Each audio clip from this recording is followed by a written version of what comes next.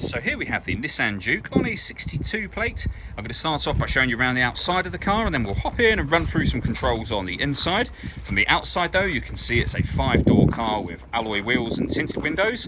Let's start off inside the boot and then work our way around the rest of the car from there. As we approach the back of the car, you can see that we have plenty of boot space along with that 60/40 split folding rear seat should you wish to increase this space even further.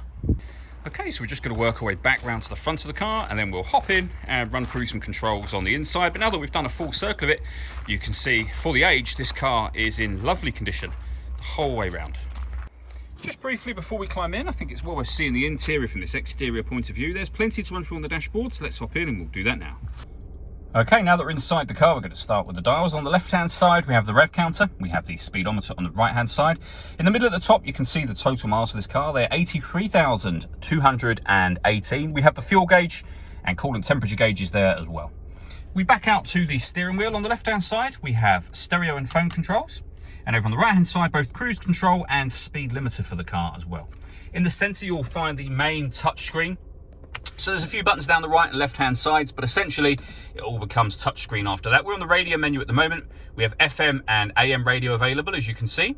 Hit the phone button and then hit connect to pair up your phone. We're not going to do that at the moment, of course. When it comes to listening to your own music, we have a CD player, auxiliary input. We've also got a USB input as well, which I'll show you in more detail in just a moment. And we have satellite navigation. There's a nice clear color display, as you can see. It's a very easy system to use. On top of all of that, we also then have the full color reversing camera as well. Working our way down from there, we have climate control. So you can adjust the temperature within the car. You can increase and decrease the fan speed. You can determine what direction you'd like the air to be distributed in. When you're happy with those settings, the air conditioning's on at the minute, so that's off. Back on again. Or you can put it in auto. So push this button in. You'll see it says auto there. What it's actually doing is taking control of the fan speed and the direction of the air to maintain the temperature you've asked for. Any manual adjustment will take auto off again. This screen also doubles up as your driver mode screen. So if you press that button, you'll see the options up there all change.